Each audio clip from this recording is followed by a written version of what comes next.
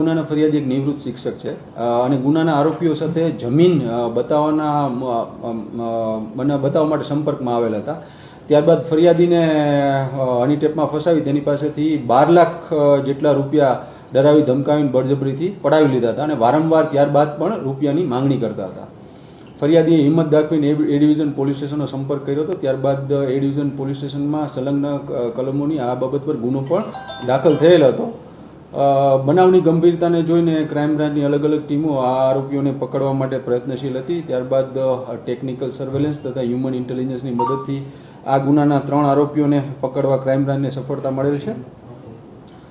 આરોપીઓના નામ છે પાયલ પટેલ, જે ગાંધીનગરની રહેવાસી છે. ત્યારબાદ નિલેશ મૈયાભાઈ ઝુંઝા અને તેજલ ટીંડાણી, આ ત્રણેય આરોપીઓને પકડી એ ડિવિઝન પોલીસ સ્ટેશન સોંપી અને ત્યાં જ વધુ તપાસ તજવીજ ચાલુમાં છે.